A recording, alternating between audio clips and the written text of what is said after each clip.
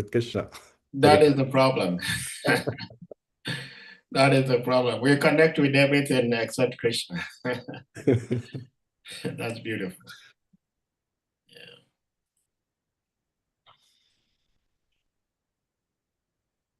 Hare Krishna, dear devotees.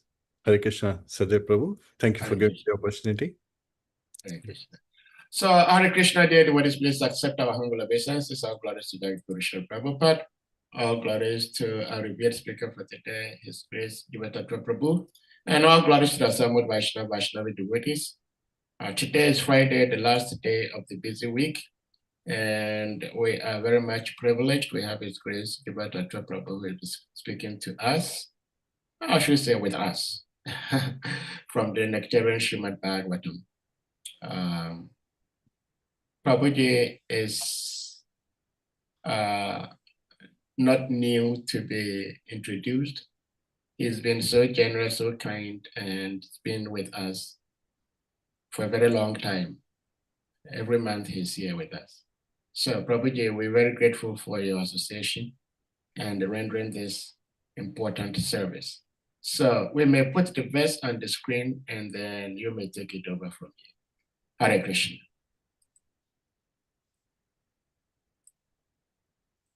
Hare Krishna. Hare Krishna, dear devotees. So today we are covering this verse from 3rd Canto, 12th chapter, verse 26. And before we start, please join us for the invocation prayers. Om Namo Bhagavate Vasudevaya. Om Namo Bhagavate Vasudevaya. Om Namo Bhagavate Vasudevaya. Narayanam Namaskritya Naram Chaiva Narottamam Devim Saraswatim Vyasam Tato Jayam Udiryet Shavatam Swakatha Krishna Punya Shamana Kirtanaha Hidrayantastoya Bhadrani Vidunoti Swahasatam Nashta Prayeshwa Padreshu Nityam Bhagavata Sevaya Bhagavatir Uttam Shloke Bhaktir Bhavti Nashtiki. Hare Krishna, verse from Srimad Bhagavatam, 3rd Canto, chapter 12, verse 26. Hriday kamo bhruva krodho lobhaschadhar dachadat asyadvak sindhavo medran nirriti payoragashrayaha. Hare Krishna, word for word translation. Hriday, from the heart. Kama, lust. Bhuvaha, from the eyebrows. Krodha, anger. Lobha, greed. Cha, also. Adhara dachadat, from between the lips. Asyat, from the mouth. Vak, speaking. Sindhavaha, the seas. Medrat, from the penis. Nirriti, low activities. Payoho, from the anus. Agha ashayaha, reservoir of all vices. Translation and purport by His Divine Grace A.C. Bhaktivedanta Swami Srila Prabhupada. Lust and desire became manifested from the heart of Brahma, anger from between his eyebrows, greed from between his lips, the power of speaking from his mouth, the ocean from his penis, and low and abominable activities from his anus, the source of all sins. Purport: a conditioned soul is under the influence of mental speculation. However great one may be in the estimation of mundane education and learning, he cannot be free from the influence of psychic activities. Therefore, it is very difficult to give up lust and the desires of low activities until one is in the line of devotional service to the Lord. When one is frustrated in lust and low desires, anger is generated from the mind and expressed from between the eyebrows. Ordinary men are therefore advised to concentrate the mind by focusing on the place between the eyebrows, whereas the devotees of the Lord are already practiced to place the Supreme Personality of Godhead on the seat of their minds. The theory of becoming desireless is untenable because the mind cannot be made desireless. When it is recommended that one be desireless, it is understood that one should not desire things which are destructive to spiritual values. A devotee of the Lord always has the Lord in his mind, and thus he does not need to be desireless because all his desires are in relationship with the service of the Lord. The power of speaking is called Saraswati, or the goddess of learning. And the birthplace of the goddess of learning is the mouth of Brahma. Even if a man is endowed with the favor of the goddess of learning, it is quite possible for his heart to be full of lust and material desire, and his eyebrows to display symptoms of anger. One may be very learned in the mundane estimation, but that does not mean that he is free from all low activities of lust and anger. Good qualifications can be expected only from a pure devotee who is always engaged in the thought of the Lord or in samadhi with faith. Hare Krishna. Please join us in reciting Prabhupada Pranati and seeking blessings from the Acharyas.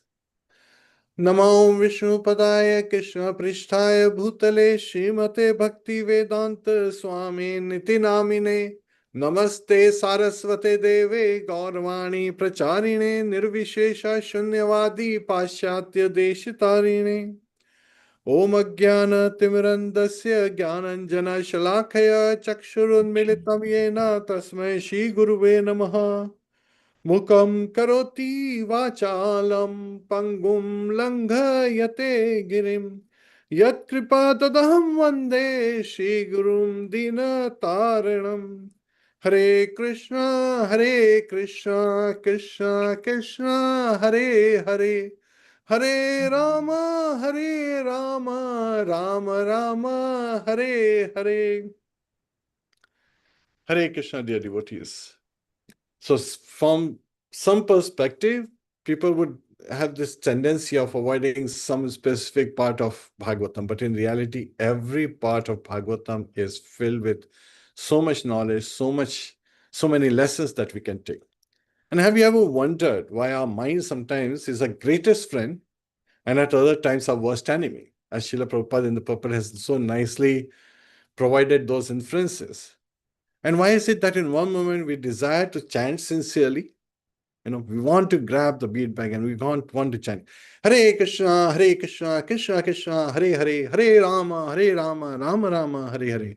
But in the very next moment, the mind drags us towards distraction. And the greatest danger is distracted from distractions by distractions. Oh, look at squirrel. So these kind of things happen, right? So is the mind evil or is it just bad? Please share in the comments. What do you think? Is mind evil or is it bad? Do I see any comments? I'll say the mind is neutral. It depends on how we use it. Yes, mind is a tool, just like a knife. Srila Prabhupada gives this analogy. A knife in the hand of a thug, a thief, is very dangerous because that can harm someone, while the same knife in the hand of a surgeon is life-saving. So mind is neutral and it depends on who is controlling it. When we say I am controlling it, then again, I refers to the identity of the person. Are we identifying with the body? Then we are under the influence of false ego. And we are actually not controlling it, we are getting controlled by the mind in that case. And if we think that we are the servant of the Lord, which is our true identity, Jivera Surupaya Krishna Nityadas, then, of course, mind is properly controlled in the service of the Lord. And that's why in the purpose, Srila Prabhupada refers that the devotees of the Lord carries the Lord on the lotus flower of their mind. So again, this is very important reference here. And haven't we seen this aspect again and again in our life? Right? What's the key idea? What's the key idea behind all this? That mind is born. Well, I should actually ask this question. Which mode do you think? Mind is one of the material elements, right? So there are 5 subtle, gross elements and 3 subtle elements. Earth, water, fire, air, ether. So these are the gross elements. And then there is mind, intelligence, and false ego. And there are 3 modes: mode of goodness, mode of passion, mode of ignorance. My dear devotees, which mode is mind in? Yes, Suman Mataji?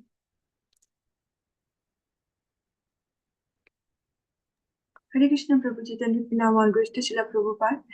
Prabhuji, mind is in a Suddha Sattva state, Prabhuji. Well, But while practicing, it's not in that state, but mind is Suddha Sattva, Prabhuji, goodness. Hare Krishna, yes.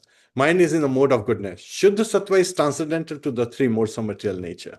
Sattva Guna is one of the material modes, but Shuddha Sattva is transcendental to all three modes. So mind is in the mode of goodness, just like a tool, right? A tool, it's a tool where it can be our best friend or it can be our worst enemy.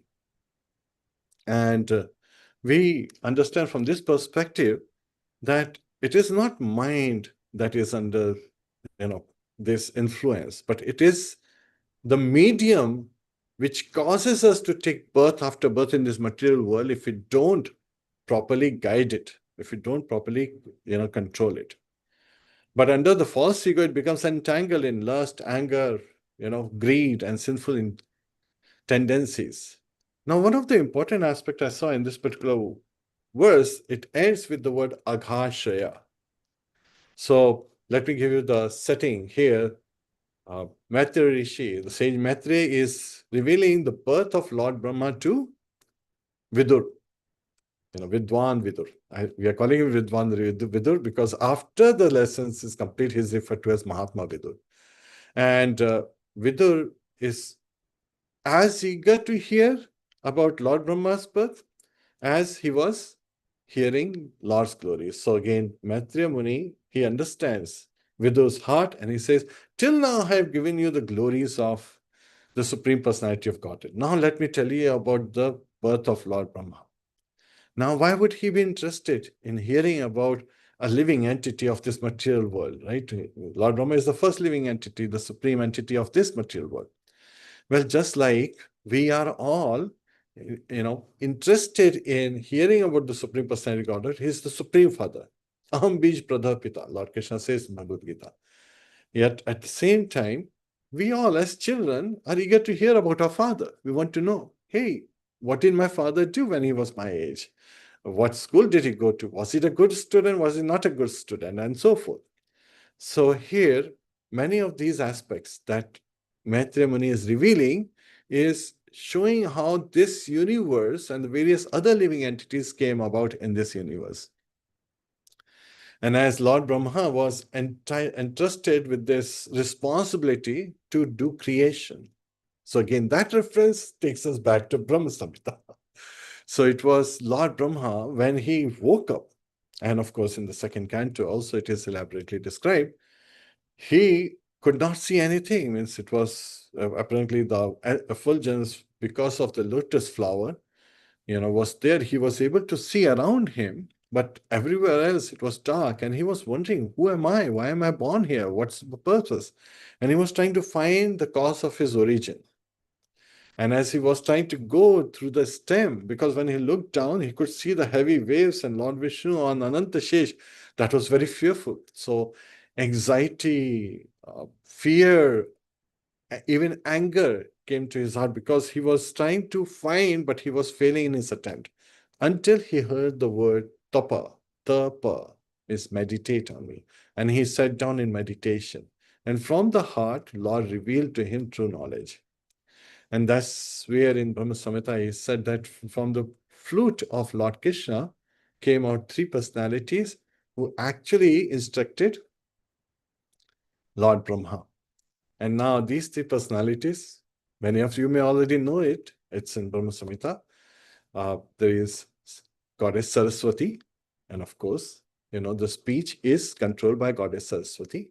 Then we have Goddess Gayatri, as well as we have Savitri. So there are three personalities.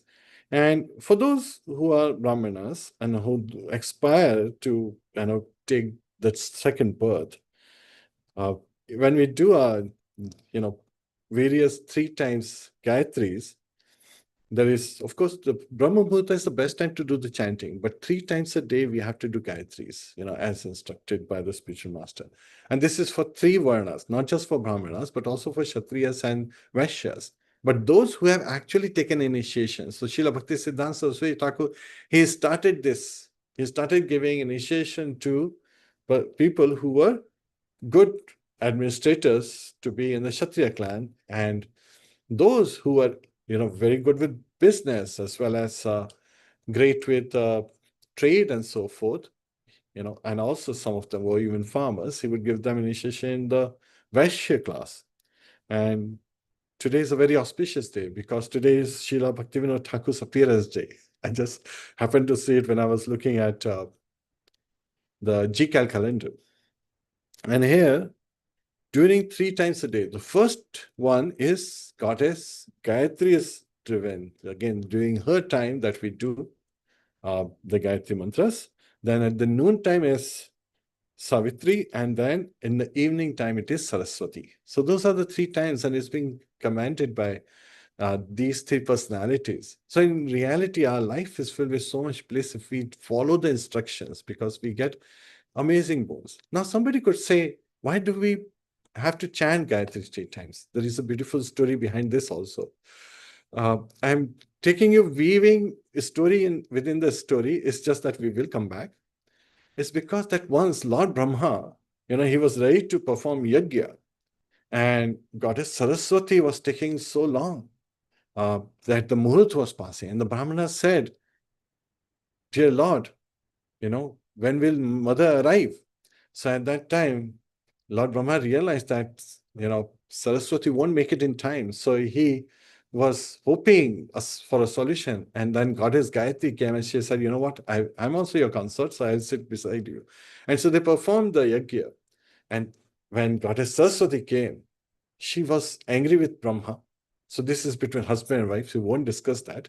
But she actually became very angry with the Brahmanas who were sitting there, with the Kshatriyas, the Prajapatis who were sitting there, and others. So they said, oh, all of you have participated, so I am the goddess of learning. I will take all the learning away. So they were like shocked, because that is their life and source. Without proper learning, without proper knowledge, how will they function? And then in that mood, Goddess Saraswati went away. Then Mother Saraswati, she was very compassionate. She said, however, I will return you all that learning with my special blessings if you do Gayatri 3 times a day. That is the story behind why we do Gayatri 3 times a day. So it's very important, my dear devotees, that we follow the instructions of our spiritual masters. We follow, the learnings and the teachings given in the Shastras, so we understand the basis, why we have to do something that we have to do. So that we, are pleased. And when, Goddess Saraswati, she came to know, she was now repenting about her, saying that I'm the goddess of learning. How could give a boon of ignorance? I just gave the boon of ignorance. I'm supposed to be giving boon of learning. And when she heard that, Goddess Gayatri has said that, then she said, yes, I fully support this blessing, and I will also add my blessings on top of her blessings. So again, there's some amazing intertwining things that are going on. So you can imagine sometimes anger is so just ready to sprout, even the heart of the goddess of learning.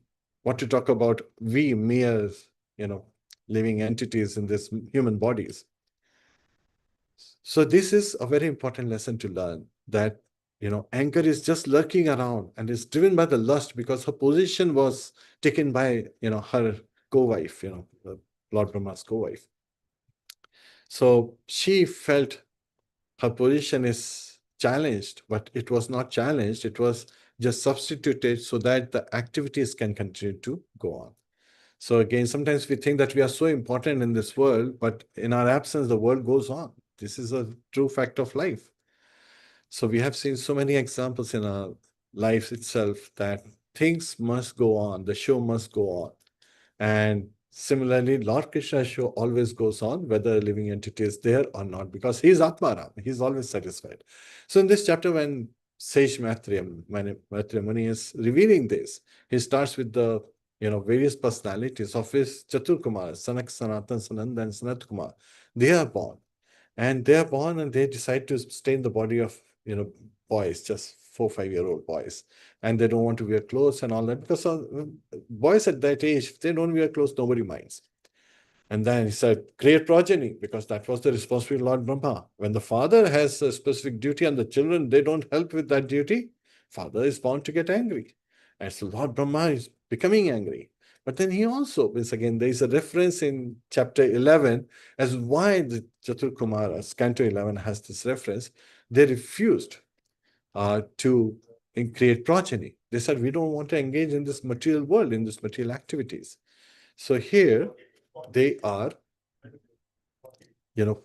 refusing because they have received instructions from Hansa Avatar. Lord has taken the form of a swan and he has given them the knowledge. And so Lord Brahma becomes angry, and from between his eyebrows appears a baby who is bluish, reddish. This is none other than Lord Shiva. So as a baby, and the baby is crying, what is my purpose? Why have you created me? So this is not like a crying with tears. This is crying with, like anger, because this is Lord Brahma's anger, which is coming back to him. So, what goes around comes around. We have seen this in life. And so Lord Brahma says, okay, you will be known as Rudra. 11 of you, and you'll have 11 wives and so forth. So he's giving him bones. And then various personalities, they also appear, like Daksha appears, and so many other personalities, they appear from him. And in this particular verse, especially the focus is given that so many, other undesirable things, they also appear. And why are they appearing? Are they appearing just because they are required, or Brahma is desiring them? No. Brahma is not desiring any of these. Or similarly, like we don't desire bad things to appear, but these appear because of the desires we carry in our mind. So again, when the soul desires, the mind becomes the carrier of those desires, and then it engages the senses in those desires. So when we are driven by the thought that I am this body, then we are under the control of mind. And thus our suffering starts and begins. And this particular word is aghashaya. All vicious, sinful activities, they take ashraya of this, the anus of the Lord, as it is described in this particular verse. So these senses, when are driven by these sinful desires, and why are they sinful desires? Because they come back to bite us like snakes. So senses are, that's why I compared with snakes. And if you try to give milk to snakes, does it become your friend? No, actually it bites you. You're increasing its poison, and it bites you with even stronger force, which is more harmful for you. So we have to be very, very careful that who are we feeding? And mind is very good rationalizer. It rationalizes. Rational plus lies. Rationalize. This is very important. And in our lives, there's so many examples and so many wonderful stories that we hear about this rationalize, how mind rationalizes. I'm reminded of a Western world story where once George Bernard Shaw, he was sitting in a library and suddenly Miss Universe comes to him. And she says, you know what? You're the most intelligent man in the world. I'm the most beautiful woman in the world. We should get married and we'll give birth to most intelligent, beautiful children. George Bernard Shaw thinks about it and he says, but what if it happens the other way?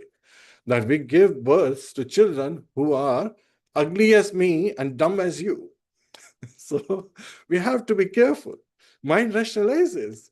So, this is a philosopher telling his perspective and a person who's beautiful telling her perspective. Their perspective are truth, and their mind is rationalizing from those perspectives and putting forth this proposal.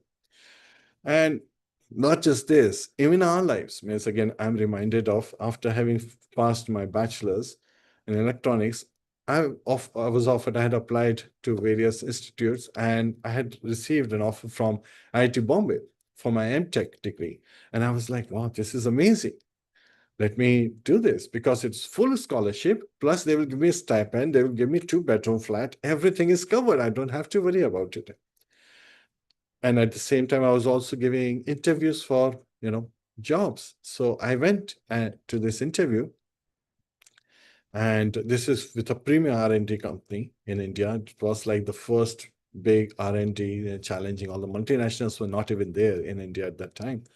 And so when I went in there, I'm sitting right next to a gentleman who is the topper from IIT Delhi. He had already completed his MTech. I'm a person who has just done bachelor's. So, he's much ahead of me. And I'm saying, wait a minute, there's only one position, one person to be selected, and there are 2 candidates. I know who's going to be selected. So, of course, when we went to the interview, we came back. I was surprised that I got a letter for this job offer. The first thing my mind did was, like, I must be more qualified than this IIT topper.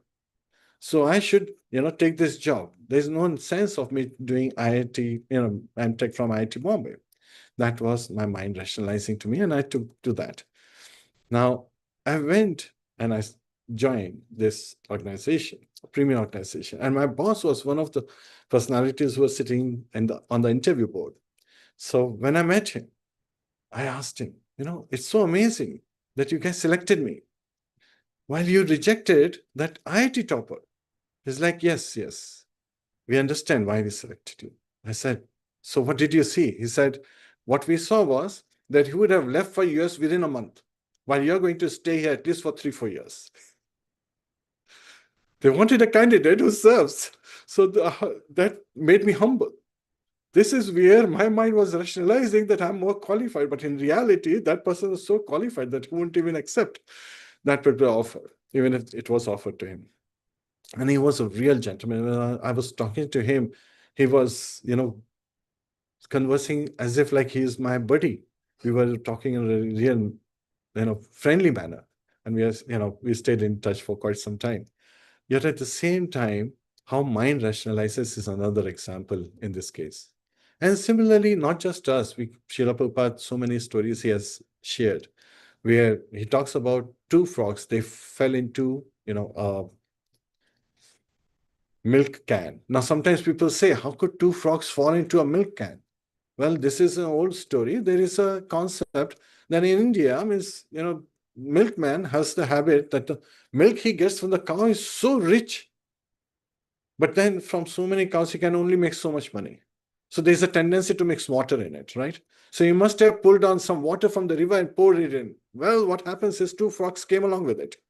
So here, these waters are struggling. They are trying to, survive. And one of them says, oh, what's the sense? I'm not going to survive in this state, and gives up and loses his life. While the other one says, I don't care what he did. I'm just going to struggle till the last breath of my life. I'm not going to give up. Lo and behold, it was fresh milk. So as it was struggling, throwing its arms and legs, its limbs around, it collected. The milk has this tendency when it is shaken too much, again, it creates butter.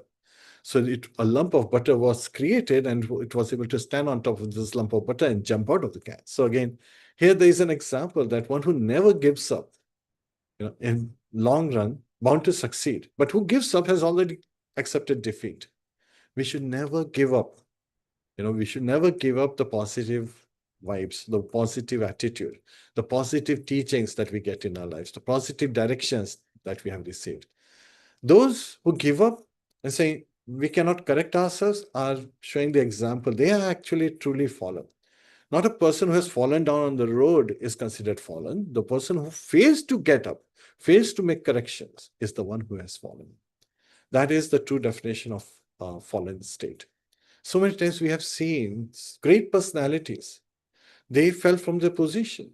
Yet at the same time, they immediately reestablished themselves because they said, I learned from this mistake and I become more humble, because Lord Krishna, he's very much eager to remove the pride from the heart of all living entities, especially his devotees.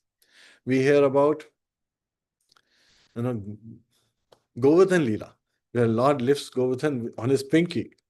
And who is he saving the most? He's saving Indra, because Indra had become puffed up. He had become proud. And it was to destroy his ego, to make him humble, that you are just a servant of mine. Nimittaramattam bhavisavisachin. He's telling that to Arjun, that you are but an instrument in my service.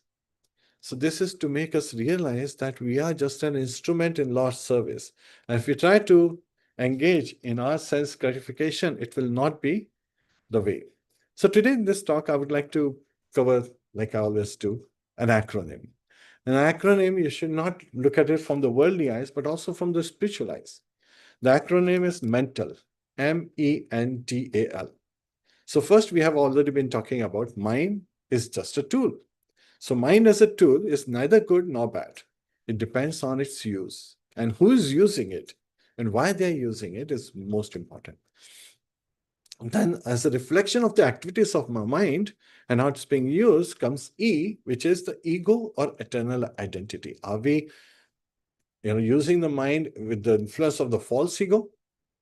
Or is it through our true identity that we are eternal servant of the Lord? And of course, negative tendencies are always there, and that is for N. N is the negative tendency, they're just lurking around. The senses are just waiting for us to make one mistake, to go out of control, to make a wrong desire, have a wrong wish. We have to be careful what we wish for, we might get it. And so this negative tendency, this lust, anger, pride, envy, greed, again, Kam, Krodh, Lobh, Moh, Mad, Matsara, these are just lurking around and we should be very careful. And the way to overcome is through T, which is transform through bhakti. We can transform all our desires through devotional service by removing ourselves from the center and putting Lord Krishna in the center. The activities may appear to be the same, but now we are doing it for the pleasure of the Lord. We all eat food, right? But from materialistic perspective, people eat food for sense enjoyment.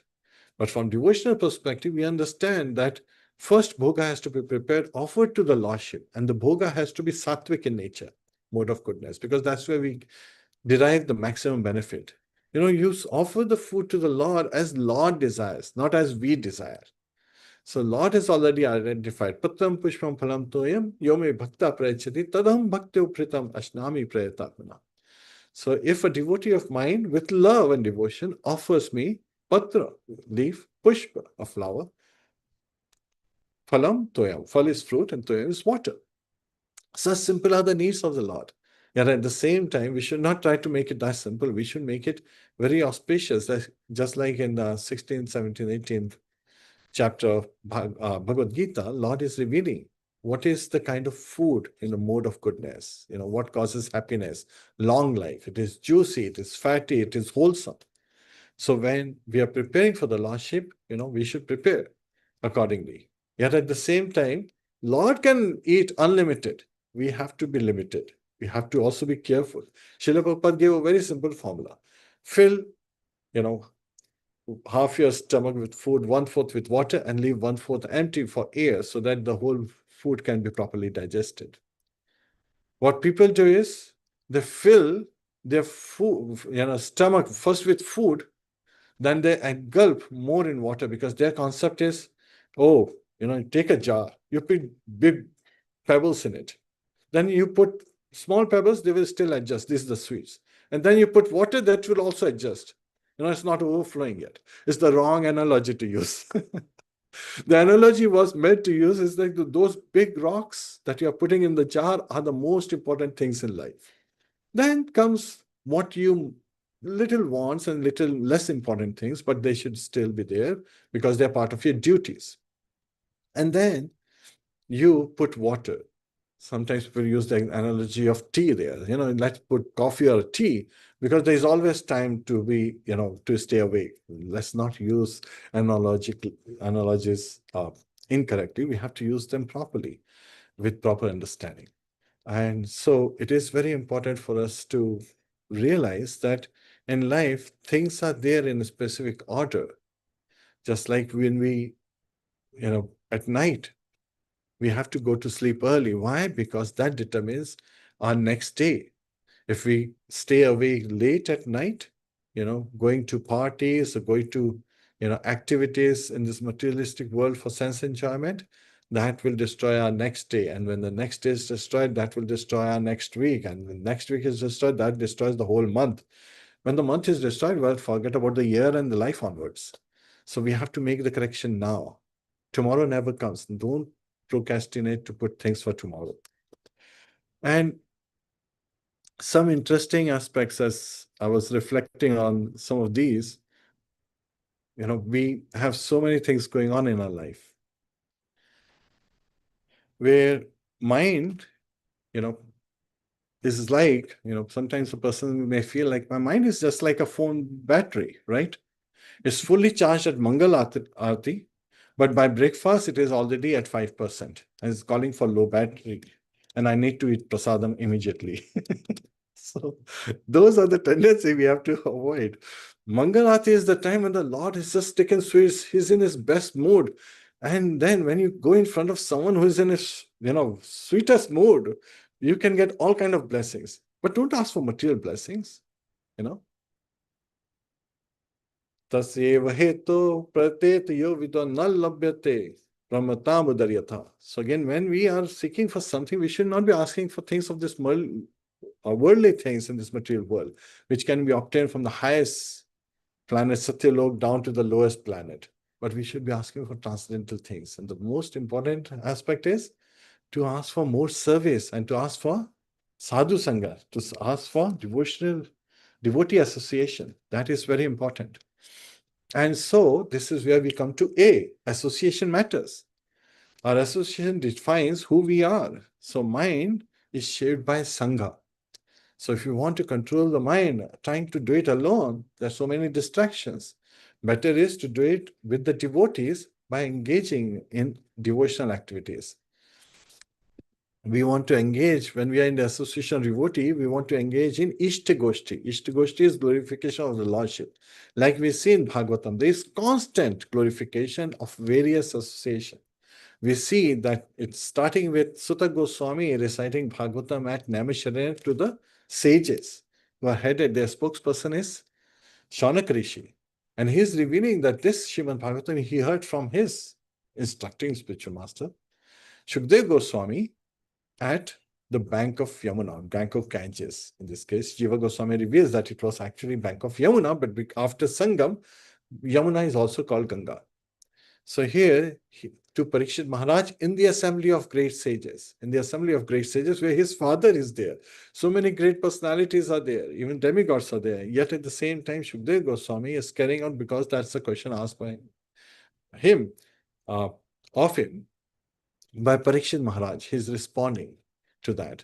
Even here in this particular chapter, Sage Maitreya is revealing and speaking to Mahatma Vidur, Vidwan Vidur in this case, who is none other than Yamraj. So again, Yamraj was, I have covered this story in the past, he was cursed to become a Shudra.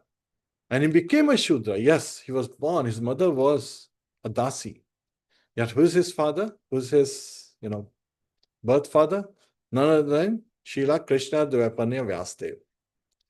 So here we can see that Vidur is more eager to hear, about Brahma and all those, because all these activities, and then Shukdev Goswami is revealing these same pastime to Maharaj Parikshit. He is glorifying how his brother became Mahatma. So again, this is all very well connected in this material world. We are all connected. Sometimes we make this difference of he's my best friend and this is my enemy because of the false ego. Sometimes this is what Srila Prabhupada was saying, that we are not supposed to be considering ourselves as, this person is white or yellow or black, or I'm a man or a woman, I'm an Indian or an American or an African or a European. All these designations are related to the body, not to us. We are living entities and eternal servant of Krishna. That is the most important aspect that we have to focus on. And this verse also reveals that these things are just lurking around. And what is the goal that we are all working towards in this human birth that is so rare? We hear Prahlad Maharaj identifying this human birth is so rare. 8.4 million species. And we as humans get this But sometimes people say, well, only 1 out of 8.4 million, 4 lakh out of 8.4 million species, which is 0.4 million out of 8.4 million species are humans. So there are different categories of humans that are there. And so here we are trying to understand that what's the purpose, and that is L in mental, which is love of Krishna. We are all seeking the ultimate goal that is to be achieved through mental energy. Lord Krishna says in Bhagavad Gita, Antakale cha mame vasmaran muktva kalevaram yah prayati so madbhavam yati nastatra samshaya. So whoever thinks of me at the end of their life, exclusively of Lord Krishna, will attain me. He's saying that will attain. So if we are at the last moment of our life, at the moment of death, when we are meditating, if we are meditating on Lord Krishna, then of course we will go back home, back to Godhead. And today, Srila Bhaktivinoda Thakur's appearance day, we cannot ignore his saying. He's saying, my dear Lord, let me take birth again and again in this world. Let me be born as a insect on a stool, but let me always be meditating on you. Let me always be absorbed in thoughts of you. Because when we are absorbed in thought of Krishna, then we are not in this material world. We are already in Vaikuntha. So it's a state of mind that determines where we are. So we have to ask ourselves, keep these prompts in our head. What are the activities am I engaged in? What is it that we are looking for in our lives, right? Srila Prabhupada, he compared the mind to a restless child. If you neglect the child, it creates havoc. If you engage it positively, it becomes an asset. So we talked about tool. Now we hear as a child how it has to be engaged. And that's why the concept of param drishtva nivartate is very important, because when we get the higher taste, we will not be lured by the lower taste. Yamunacharya, he says his lips turn, and twist with disgust when he thinks about the sex life, because he has realized how amazing the devotional life is, right? And Arjuna, he feels that the mind cannot be controlled. And sometimes I see devotees quoting this particular aspect, that Arjuna in 6.34 is saying that the mind is restless, turbulent, obstinate, and very strong. Well, Lord Krishna, right after that, gave the solution that it can be controlled by practice and detachment. And bhakti, devotional service, as represented by Radharani, has two sons. One is knowledge, Gyan, and one is Vairagya. So by knowledge, we have to engage in practice, and ultimately detachment will appear because of the higher taste. When higher engagement happens, automatically lower engagements, they fall off. But you cannot do it alone, like we talked about. We have to do it in the association of devotees. Sadhu Sangha, Sharva Sastikaya, Love Mata Sadhu Sangha, Sarv Siddhihaya.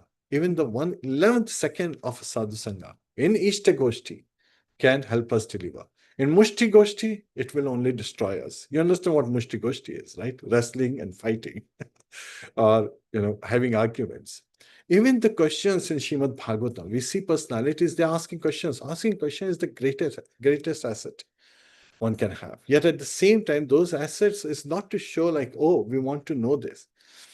Once Srila Prabhupada, he was walking on a beach, and one of his lady disciples, she said, Srila Prabhupada, you glorify moon, that it takes away all the, darkness of night. But why does it even moon has mark on it? So this was a question, a very inquisitive question. So Srila Prabhupada stopped, looked at her, smiled, and he said, why don't you ask moon about it? Right? It's in reality, he's reflecting that even a personality who may be very much shining may be hiding some, marks that may become visible with quite observant. But we should not be looking at that the person has a mark. We should be looking at that just by having the moon at night, all this darkness has gone away. We should focus on the good qualities, not on the bad qualities of a person. Another time in Calcutta, when Srila Prabhupada would go for a morning walk, one day he was on a morning walk, and many of his disciples were talking about how women is Maya, means an association of women, because there were some lady disciples, who were serving, the lady devotees serving at the temple. And how the Association of Women pulls down a man into the hellish conditions. But Srila Prabhupada, when he returned back and he saw these ladies, working outside the temple, cleaning the temple inside and out. But if you follow these ladies, Srila Prabhupada said, you will go to Vaikuntha. Right there, he was giving them the instruction. That's not the opposite sex, but the association of the living entity in whatever body or form they have is what is paramount. Even sometimes we see devotees, they talk about, like, you have not eaten cassata ice cream, but we have eaten cassata ice cream. And it's like, what is your meditation? You're right in the middle of a Bhagavatam class and you went to cassata ice cream. Mind is very tricky. It takes away from that perspective and makes people think that, oh, that's a great thing to do. One of the interesting things that happened is, like, after hearing that class together, my friend who was sitting with me, we were talking about Lord Krishna's pastime. The first thing he said is, while going back, let's stop at the ice cream shop, let's have a cassata ice cream. I'm like, wrong influence. He was talking about so many hundreds of good things in the class. You picked up that cassata ice cream. So strong is mind, so strong are the senses. So we have to be always on watch, and there is person who was constantly distracted.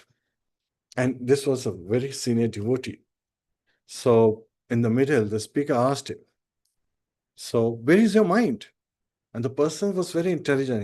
He realized that actually he was distracted. That's why this question is asked. So he said, well, I lent it to my senses. They haven't returned it yet. I'm still waiting for my mind to come back.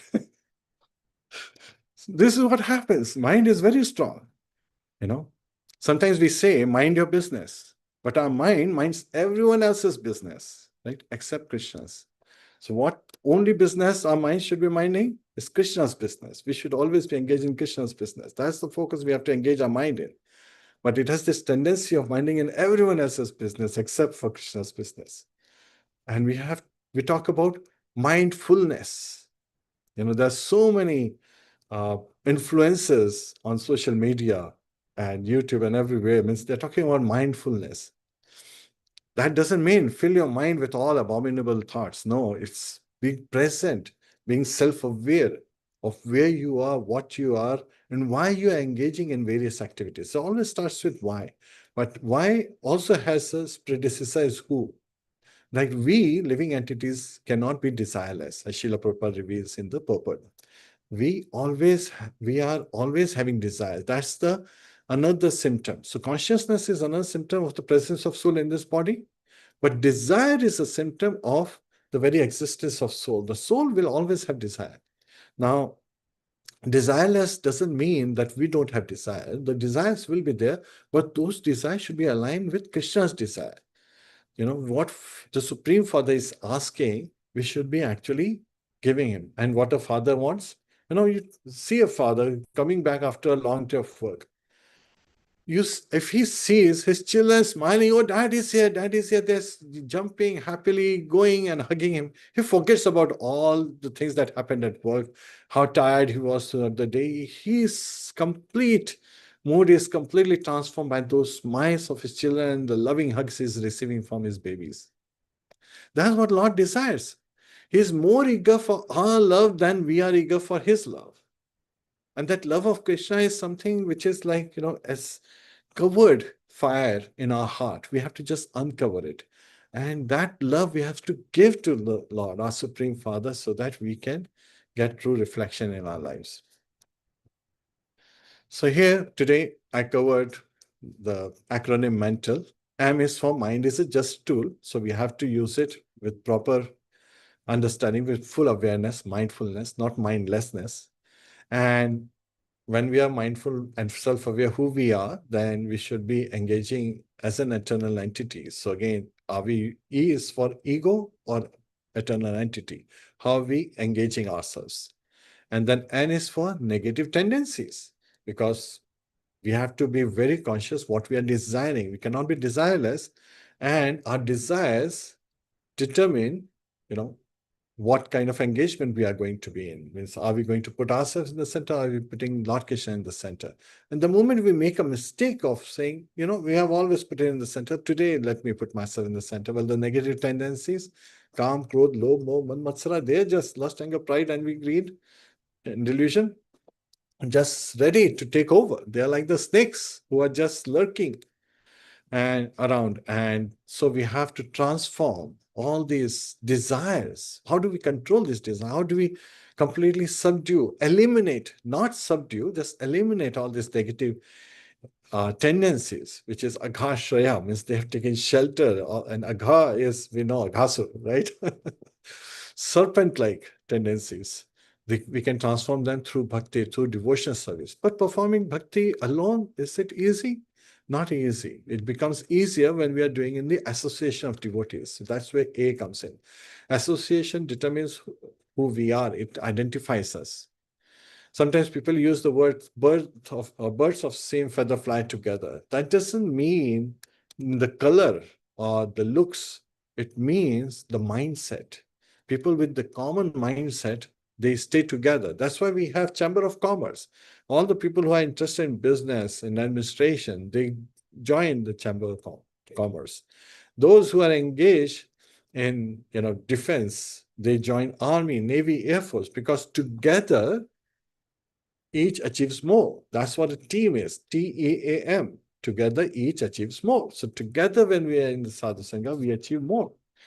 And why are we doing all this? To attain the goal of life, and that is L. L is love of Krishna, so love of Godhead. Doesn't matter where we are in this material world or in the spiritual world. If we are constant remembrance of Krishna, then we have already transcended in this material modes, and so is the material world. And Devashi Narad, his previous birth as the maidservant boy, is an example where he clearly says that by engaging in Lord's remembrance, my senses had become transcendental. So what are some of the practices we can take on? Of course, we should follow our regular practices. Every day we should wake up early. And waking up early means sleeping early the previous night. We should do japa, right? Without touching the phone or work. So again, we have to be very, very careful. We should journal one thought. Put down one thought daily where our mind distracted us. So that it's not just to put down this is a list of bad things so that I can say I can give up. No, it is to correct those mistakes. And we should always practice mind reset. You should pause and chant. And whenever we feel agitated, when we feel disturbed, when we feel fear, that should be the time we should take more shelter of Lord Krishna. So we should call out to the Lord. We should take to the chanting of the holy name. Hare Krishna, Krishna Krishna, Hare Hare, Hare Rama, Rama Rama, Hare Hare. So these are good practices to help us understand how we can overcome some of these, engagements and purifying our consciousness. And we should, if we have to engage our mind, if we do have some time, then we should engage in seva planning. How can I serve more? How can I use it as Krishna's project manager? Krishna is the proprietor, and he needs many project managers. Chaitanya Mahaprabhu says, he alone feels incapable of distributing Krishna consciousness. So he is the trunk of the tree, and then there are two main branches, Advaita Acharya, as well as we have Nityananda Prabhu, and then from there sprouting so many other branches and so forth. So this is where we, living entities, have an opportunity to be Krishna's project manager. We should look from that perspective. And also see how we can purify, look at constantly lift ourselves, just like on a plane. You are not busy with the traffic on the ground, but at the same time, before getting onto the plane, there was traffic that you had to pass through. So you're not troubled by these red lights and green lights or the ditches on the road and somebody crossing you or passing you inappropriately or cursing at you. These are external factors. This material world is like an ocean. The waves in the ocean never stop. They will always keep hitting. You cannot say, oh, ocean, stop your waves. I am here. No. Sometimes people have this tendency to think that they are the boon to the humanity, right? Well, Krishna is the boon to the humanity. We are the servants. We are the tool. We should be engaged in Krishna's service. So we have to be very, very careful when we're looking at our lives as well as life of others. My friend once said, I chant Hare Krishna after retirement. That's when I will chant. So my simple question was like, will you eat only after retirement too? He said, no, of course not. I eat daily.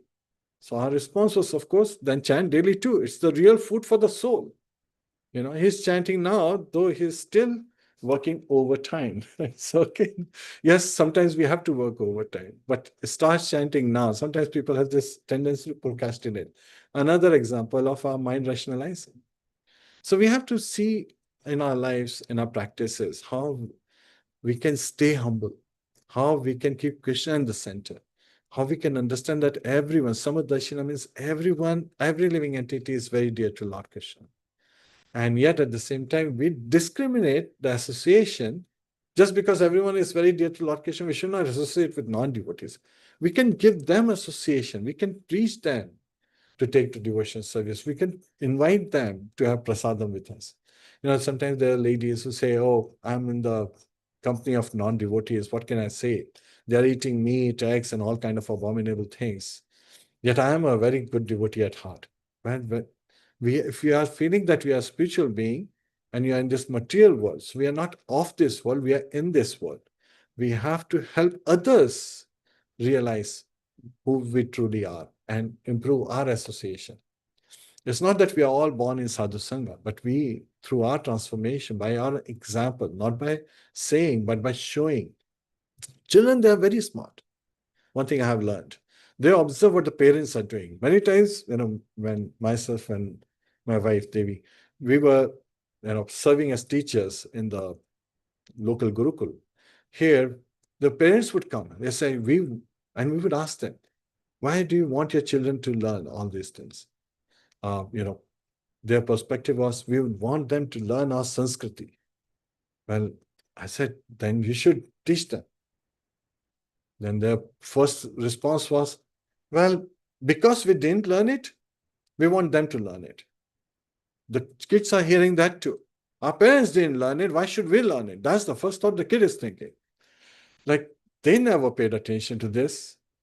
And this reminds me of a real life scenario. Once parents were called by the principal in the school, and the father and mother, they came and they were very apologetic because when the principal revealed it, she was upset that their son was stealing pencils and sharpeners and rubbers from other students. And she was like, this is a bad thing. The father became angry at the child. He was like, why are you stealing from others? Don't you see I bring you so many pencils, sharpeners, and rubbers, and so many pads from my work? Well, yeah, the kid learned. My father is stealing, so it's okay to steal from others. Sometimes things are subtle in our lives. We have to be very, very careful how things are going on. So, my dear devotees, when we talk about mental, we should not look at it as a negative word. Mental is a neutral word, and how it's being used is of prime importance. This is where I would like to end this session. Granthra Srimad Bhagavatam ki jai, Srila Prabhupada ki jai, Srila Prabhupada ki jai. Over to you, Sahadev Prabhu. Hare Krishna. Hare Krishna. Thank you so much, as always. Lots of beautiful thoughts shared with us all. Dear devotees, if anyone may have questions, reflections, comments, realizations you may want to ask or share, please indicate by using the hand emoji or your physical hand, and you'll be asked to unmute to ask your question or share your reflections. Hare Krishna. All right. Raksha, you may unmute. Yeah, Hare Krishna, Prabhuji. Hare Krishna, all the devotees. Please accept my humble obeisances. So, I like the point that you pointed that mind is a tool, and it's important who is using it. So, either our false ego or our true ego. So, my question is, and also the mind is rational. So how we can identify this point, like how we understand like who is our mind, because most of the time we are under the control of our false ego. So, and even if when we know like our false ego is using our mind, how we can, save ourselves from that situation. Hare Krishna. So your question is, how can we save our mind from those disturbing situations? So of course, you cannot be happy till you are satisfied. You cannot be satisfied till you are peaceful. And there is a peace formula given in Bhagavad Gita. You have taken Bhakti Shastri, so you already know this. Bhoktaram yagatapsam sarvalok maheshwaram suhridam sarvabhutanam gyatva mam shantim richati. 5.29 from Bhagavad Gita. Bhoktaram yagatapsam. So Lord Krishna is saying that I am the beneficiary of all that is given in yagya tapa sam, in yagyas, sacrifices, tapa austerities. Sam refers to charities and other activities. Sarvalok Maheshwar, he is the supreme proprietor of all spiritual as well as material universes. Surhidam Sarvabhutanam, I am the best friend of every living entity. Gyatva, one who knows me in this manner, Shantim Niche, becomes peaceful. So most important thing is we should also understand that he is the supreme proprietor. So even the ego that we are carrying, we are not the owner of this, even from the false ego perspective. Lord Krishna is the supreme proprietor. So this should make us come to the point of saying, restless mind, you need to stop. And then we should also ask ourselves, why is our mind restless? Because mind restless when it is not properly situated, and that is the Brahma Bhuta stage, when it's not. Brahma Bhuta Prasannatma, right? So we talked about peace, but how can you become prasanna, satisfied and happy? Brahma Bhuta, stage of Brahma Bhuta stage, one is Prasannatma, he's always rejoicing. Na shochati na kakshati, does not lament about the past or aspire for the future. So one is in the past state, time has already gone. Another is the future state, time hasn't come. You're missing out the present. So that's why mindfulness is such an important concept. We have to be constantly aware and bring us to the present moment. Why is our mind doing what it's doing, right? But then the next two lines of this verse is very important. Samha sarvesh bhuteji, thinking of all living entities as equal. With equal vision means they are all as dear to Lord Krishna as me, as I am dear to Lord Krishna. So first, if you're feeling low down, then you will uplift yourself. If you're feeling you are very important and everyone else is not, then you will realize that you are also on the same level as them. And that no one is your enemy, no one is your friend. They are just the messenger of your karma. We have to be more grateful to those who mistreat us than who treat us well. When I say this, it's very, from a devotee perspective, very easy to practice. From material perspective, very difficult to practice. Because the material perspective is, this is my enemy and that is my friend, right? So we make that distinction because of material mindset. So we have to be very, very careful. This is mind talking to us, mind controlling us, and our senses are taking over. So we have to put ourselves with proper perspective. But then how can we see everyone in equalation? Mad bhakti labhate param. That such a person is always engaged in my devotional service. So engage your mind in devotional service so that you experience higher taste and see everyone equal. And then your mind will be pacified and focusing and being mindful at the present moment by self-awareness and automatically be happy. You'll become prasanna. So Lord Krishna says by practice and detachment. But detachment won't come unless you get higher taste. So he reveals that also later on in Bhagavad Gita. We have to develop higher taste. To develop higher taste, we have to do practice. I'll give you an example. My father, I was, in the beginning, finding studies not so interesting. As soon as I would come from school, I'd throw my bag on the table and run out to play with my friends. Then one day my father, he came back from work and he saw me doing that. He's like, why are you doing that? You should be finishing all your homework first. I said, no, my friends are waiting. I should go and play. He said, let me show you an example. He took me out. He said, you see this person who's carrying like a thela, what do you say in English? Like a four-wheel carriage selling vegetables on the street. It's like he was doing exactly what you were doing. A cart, yes, thank you. And see where he ended up. Now, on the other hand, he pointed me to another person who was coming in a very nice Mercedes. It's like, but that man When he was a student, he worked very hard in study. And now he has a nice bungalow, a nice car, and nice family, so happily living. Which one do you want to be? When I heard that, I immediately went back, opened my books, and finished my homework first. So that became my habit. Because I saw a practical example, practical implication. Then sometimes even that fires back at you. Mind is very vicious. I was thinking really puffed up. I'm the class monitor. Sometimes this happens. Then my father said, you know what? He showed me we had 2 mango trees right next to our house. He said, do you see the mangoes on some of the branches? And then there are some branches don't have mangoes. What's the difference? I said, they are of course green and all, and they will ripe nicely. I don't see the same branches from the same tree. What's the difference? He said, the branches that are carrying the fruit are bent down. They're more humble. So the more you learn, the more you know how less you know. And the less you learn, just little knowledge can be dangerous. Atgal gagri chalkat chai. There is a saying in India. Because there's less water in the container, it makes a lot of sound. But the one that is filled to the top is very stable. Srila Prabhupada gave another example from this perspective. When he was in Los Angeles, he was walking by the Pacific Ocean. He says, you see Pacific Ocean? When he was giving reference to Atlantic Ocean, which is so turbulent on the east coast of US. On the west coast, this Pacific Ocean is so calm. Pacific means pacified, completely calm. Why is the Pacific Ocean so calm? People are giving different responses. He said, no, because it has depth. So we have to develop that depth. We have to be full, mindful, and so we can be properly situated. Hare Krishna. Does that answer your question?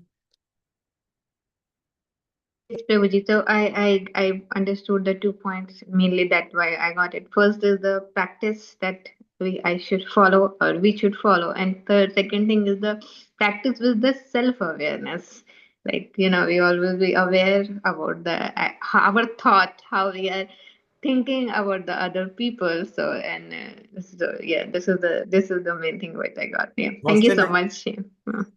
Constant engagement, seva planning is also very important. Yeah.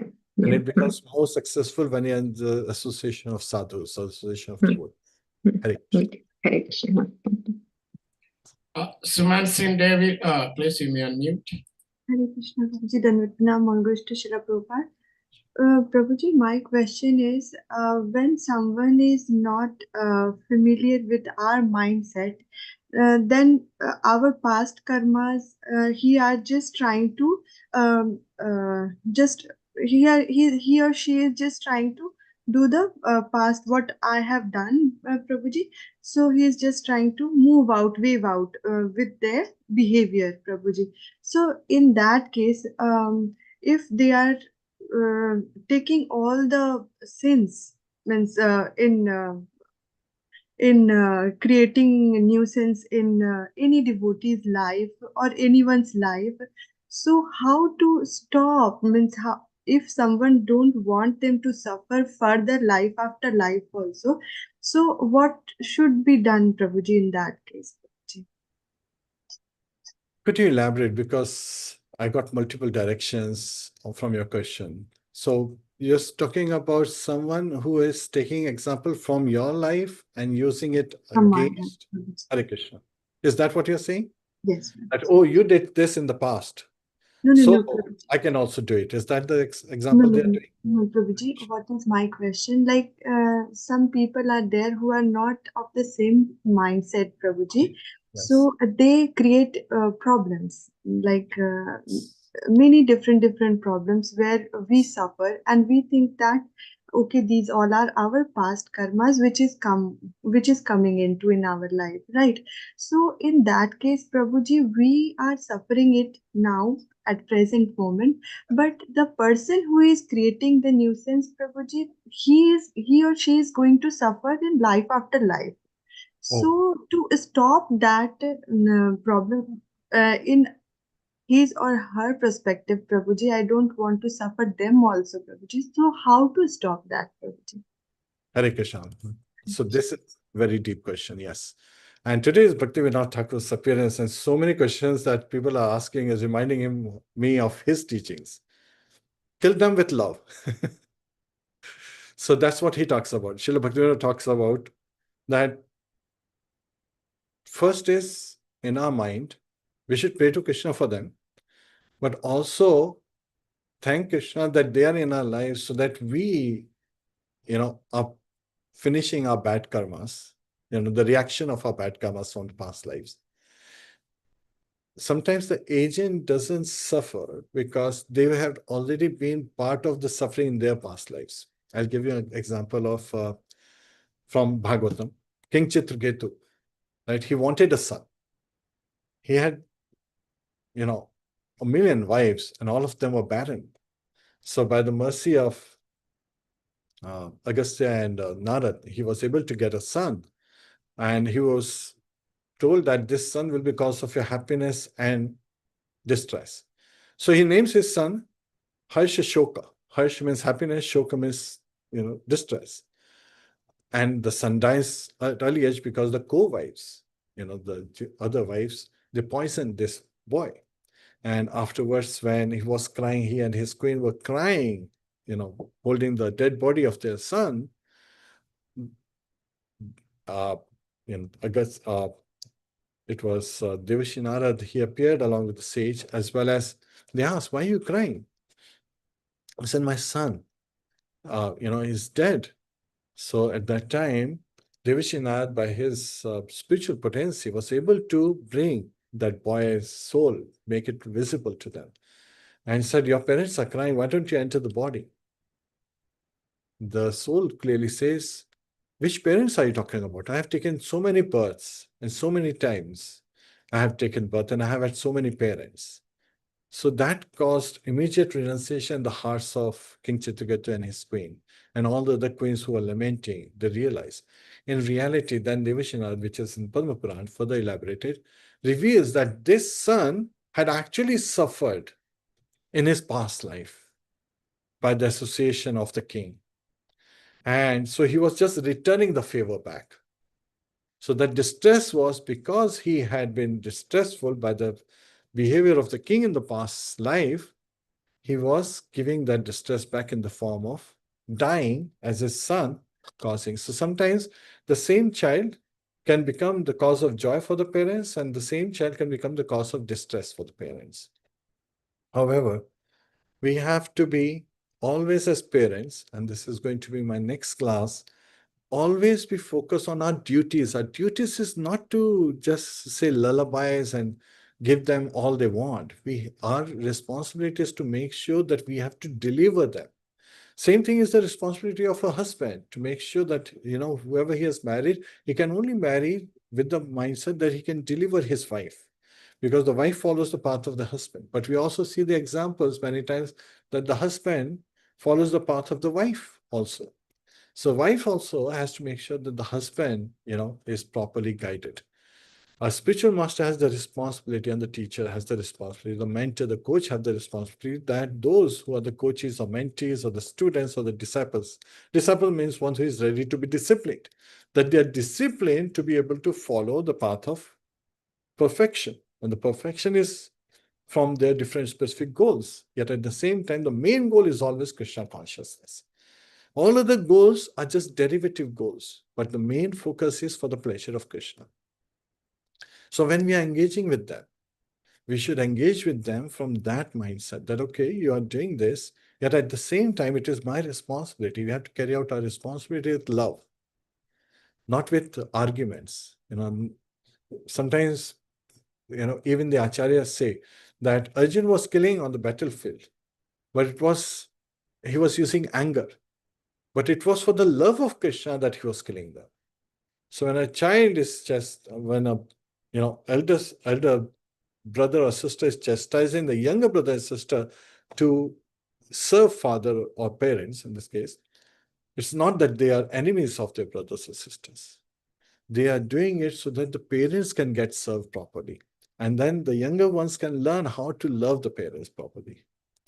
So it is our responsibility, if we have taken a small step forward and we have realized, then we also should not think that I have become an authority, because the more we learn, the more we know how less we know. That's another aspect. Krishna is unlimited. We are minute. We have only so much capacity, like a drop of the ocean water versus he's the ocean. So how can we say that we are we have greater capabilities? We hear that position is not so important. The mindset is more important than the position. And we see the example in this particular chapter, Lord Brahma's life itself, that he is humbled so many times. He is humbled even in Krishna Leela, the very first chapter, Advent of Lord Krishna, when Mother Bhumi, the presiding deity of Earth, she goes to Lord Brahma in the form of a cow. And she says that I'm being tormented by these so-called kings. They're not kings, they're demons in the garb of kings. And so please help. And Lord Brahma goes and prays at the Shir Sagar. At that time, what is happening is he receives the instruction for the Lordship. That Lord has said that all demigods should take birth in the Yadu dynasty. He will appear and deliver the burden of the earth. Now, Lord Brahma at that time, he declares it, that Lord has given this instruction. And then he goes back to his home, Satyalok, not realizing that that instruction was also for him. So next time when he gets the opportunity that Lord is appearing as Chaitanya Mahaprabhu, he comes as Haridas before him to serve the Lord in his mission. So sometimes we see from great personalities' life itself that how great they may be, but mind is so turbulent and so strong that even sometimes they are bewildered. Hare Krishna. So kill them with love. Hare Krishna. Thank you so much, Sri Jiva Prabhu.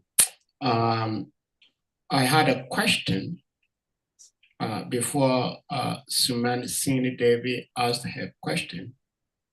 And I gathered a follow-up question from her question, which you beautifully answered. But I see Ananda Rupa Davis' hand up, so we're going to give her the opportunity to ask a question or share her reflections. And then if we have time, I will come back to follow up with Suman Singh's question.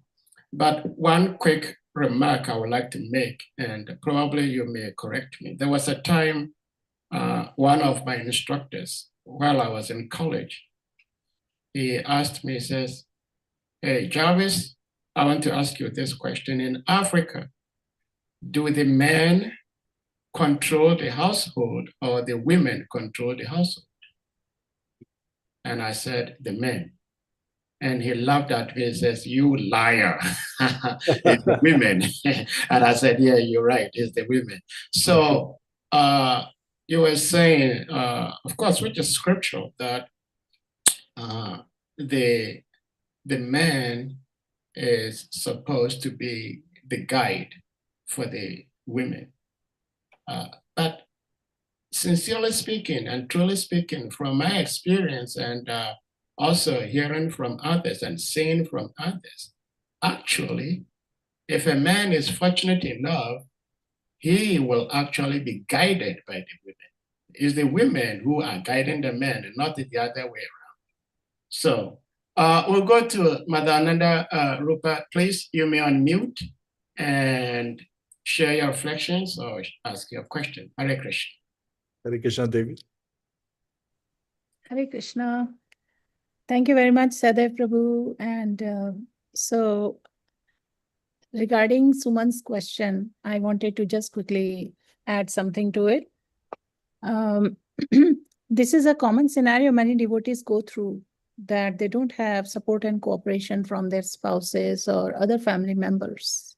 And then they start reading about Karma Yoga and the Karma's philosophy, sinful reactions, and they internally try to process that eventually they also come across wonderful teachings that we should be compassionate towards other living entities. We should learn to respond, not react and get further entangled. We should sit back in total surrender, prayerful heart, and let karma do its thing. Let Krishna work through the agency of Srimati Radharani and where Maya Devi is relevant, and let them do their work. So I was thinking, I wanted to just quickly bring this to remembrance of everyone, that it's really helpful to understand the philosophy that we are not the body, we are the souls.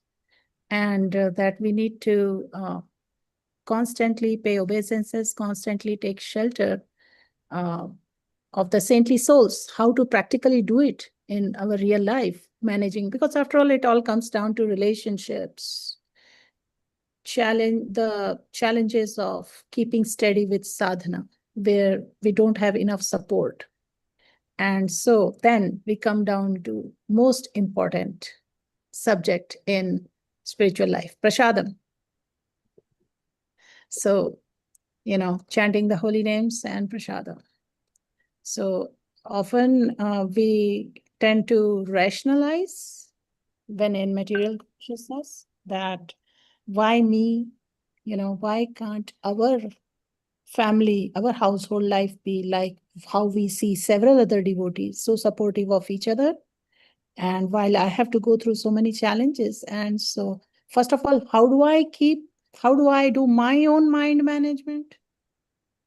Purify myself of all the anarthas I'm carrying. So basically, live with acceptance of our own shortcomings, and then learn to respond around that to what's coming to us from others. And that too, if they are loved ones, we don't want them to carry over with the sinful reactions, because sometimes they may do things intentionally, sometimes unintentionally. And if we are their well-wishers, it really hurts us seeing them take a path which we are reading in scriptures and seeing from the lives of others who are role.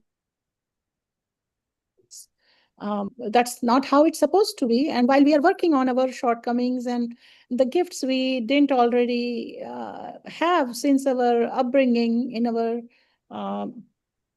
conduct, how to handle things.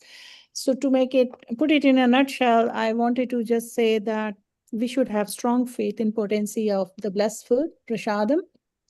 And if there are meat eaters, and so we can always offer them dry fruits and the desserts and things which we can offer to Supreme Lord. There can always be some items we can find which they will happily accept as, and depending on how our relationship is with them and how much they are accepting to these beautiful prasadam items, which may not be always eatables, but anything which has been offered.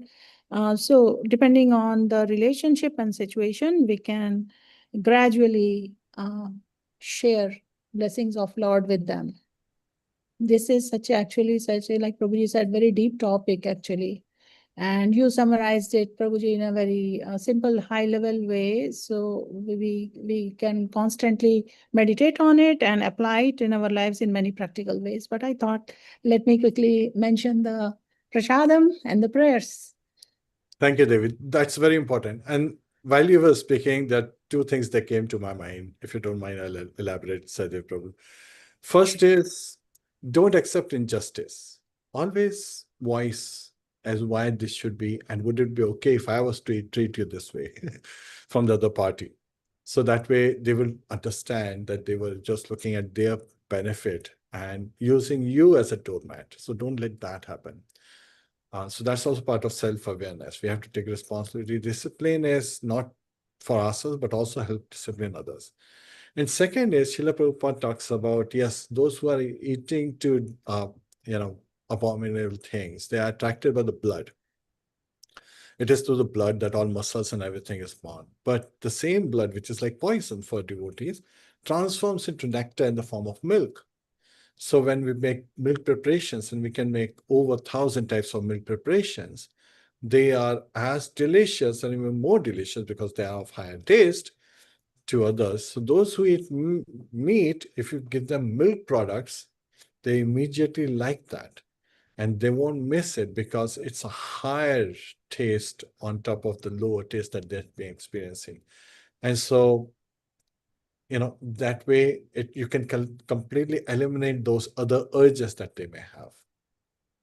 And sometimes devotees, they do this, and in Western world, they have, replica of meat, which is made from tofu, so it's looking like meat, but these kind of substances that is there is meant for devotees to offer to people who are still addicted to non-veg, the lower taste.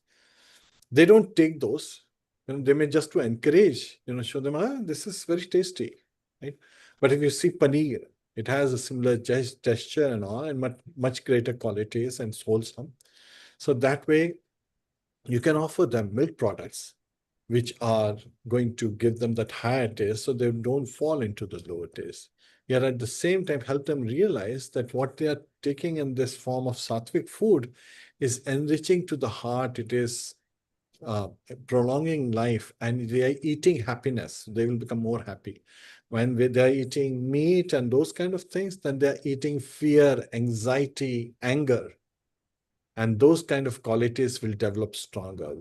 Do you want to be a happy person, or do you want to be an angry person? Angry person is always distressful, will always be in the lower mode, suffering.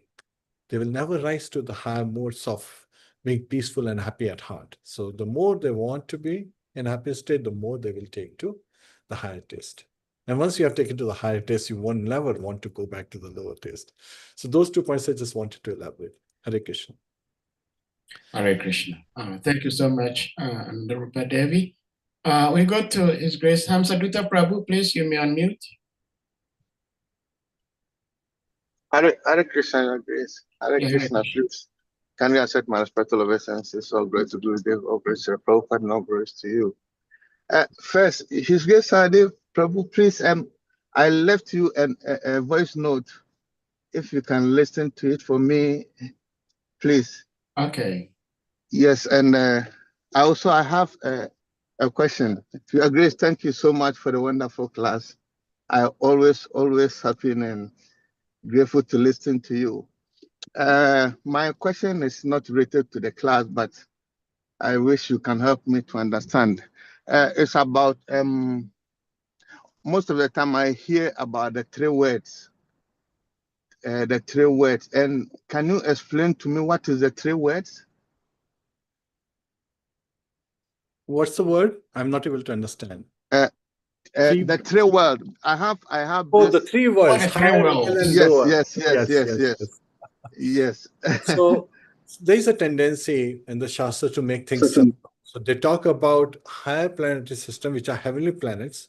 Then there's the middle earthly planets, and then the lower planets, right? All the way down to Patal. So why are they distinguishing, again, even though there are 14 planetary systems and Earth is in the middle, that has been explained in the Shastras, why are they talking about 3 levels, or 3 different planets? Because that's the real. The ones lower is very much driven by materialistic perspective, so it's filled with anxiety, fear, anger, and those negative qualities are heavily influenced there. Yet at the same time, even though they're heavily influenced, sometimes you will see that from material perspective, they are more opulent than earthly planets. Earthly planets are the set of planetary systems in the middle where we are. It has a perfect combination of happiness and distress. It's like, that's why we constantly see the cycle, the Ferris wheel of happiness and distress going on in our life, while the lower ones has more distress going on. And then there is below those lower planetary system is all the hellish planets. So those hellish is different realm. It's even below that. So, and above us is the heavenly planets. We talk about Satyaloka, Gandharvaloka, even Chitraketu's example. He and his wife, when they saw this soul giving them the answer, they merely became detached. And now they engaged themselves and everyone else around them in so much devotional service that he became the king of Gandharva. He was an earthly king. But he rose so high that he became the king of the Gandharvas. So again, that's also something very important to understand. Why is that? Because he was constantly engaged in devotional service. He was constantly on the heavenly realm. So again, heavenly realm is there's so much enjoyment. There's 1,000 more times enjoyment. And because people are enjoying so much, they have no time for devotional service, no attraction for devotional service. And the time acts differently in each stage. So all living entities have 100 years of their lifespan, but based on their bodily designations and the planetary designations. Both of them play important role. So by bodily designations, we experience 100 years to be 100 earthly years. Brahma has 100 years, but his 100 years, a moment of his, 100 years is a whole year on planet Earth. It is said that when Brahma stole this cow boys and the calves, in a moment he returned back. But in that moment of Brahma, a whole year had passed. So it's relative. So everyone is getting the same amount of breaths, but some are, because of how they're engaging in different activities, they are utilizing it properly in Krishna service, or they're misusing it. So the three planetary systems are just categorizing them based on the kind of life they have. Also in the lower modes, sometimes lower species also called in the lower state because their life is filled with fear. Animal life, insect life is filled with fear and constant anxiety. Human life and in the intermediary systems, many animal lives, they are constant balance of pleasure and pain. But again, higher planetary systems means a life of enjoyment, which is actually more of a curse than a boon, because all the heavenly planets, the demigods, are actually praying constantly whenever they get an opportunity that they be born as humans. And to be able to, because in the human form of life, it's very easy to cross over this ocean of nescience, this material world, and go back home, back to Godhead. Well, even though their lifespan from our perspective may look to be like 311 trillion years life of Brahma, people say, oh, that would be a wonderful life to have. Yeah, actually, we do have that lifespan, exactly 100 years, the same number of breaths that he got. But how you're using it, that is what is important. Does that answer your question, Prabhu? Yes. Thank you so much. I'm so grateful. And thank you to be here again. Hare Krishna. Hare Krishna. So Hare these Krishna. planetary systems are referenced in material existence. They are not part of spiritual. And not. They are not. Yeah. This is something everyone should know, that in the whole total creation, cosmic creation, approximately 3/4 is the spiritual world, and 1/4 25% is, yes. material world. And in that material world, we hear of these different planetary systems, and Yes. Canto 5 gives more description. Yes. Yeah. The Thank you last for chapters highlighting. talk about the hellish planets. You must read it. That's another way. Sometimes people are Thank you. motivated by fear. Yeah. Hare Krishna. I'm a new devotee, so I have a lot to learn. So sometimes my questions look a little bit childish, but this is my state now. It's nice. Thank you so much. Niru Dao, please you may unmute. Hare Krishna, Prabhuji, Hare Krishna, all the assembled devotees, all glories to Srila Prabhupada, all glories to the assembled devotees. Prabhuji, my question is a little different from the topic in discussion today, but still I would like to take advantage of this platform where all are assembled, and I'm getting this opportunity to ask the question here. My question is, Prabhuji, when Brahma created the whole universe, human beings, being the most advanced living entities, were blessed with 2 ears to listen patiently, 2 eyes to see good in others, and only one mouth to talk sensible, maintaining austerity of speech. Why then Lord Brahma himself was blessed with 4 heads? Was that a blessing or a curse? And what, please throw some light on the significance of this aspect, Prabhuji. Hare Krishna. Hare Krishna. So this aspect of Lord Brahma having 4 heads have been given in various scriptures with different perspectives. So I'll try to cover as many perspectives as possible. From the perspective, of course, there was only one Veda that Lord Brahma received. It was Srila Vyasadeva who split into different Chaturvedas, right? So sometimes people draw this reference. So Acharyas say, yes, he has 4 heads and there are 4 Vedas. But in reality, originally, there was only one Veda. We also understand that. How he got those 4 heads, that's also described in Padma Puran very nicely. That when Goddess Saraswati, she came, and he saw her coming. So it was he who was creating the living entities. So he was thinking that I have created her. She actually came from the flute of Lord Krishna. But he felt that he created her. And he was completely mesmerized by the beauty she beheld. And she was going from the right side. So he's working here, right? He's supposed to be keeping his focus here. He can't move. That's the discipline aspect he has. And she comes to this side, but he wants to see her, his anxiety. So another face appeared on his right side. Then she goes to the back, and he still wants to see her. But he has to focus his attention in the front. So a face appeared on the back side. She comes to the right, and the face appeared to the right side. So this is how his 4 heads appeared. Now, is that a good thing or a bad thing? It's just an instrument. How he uses that instrument is important thing. Lord Shiva has 5 heads.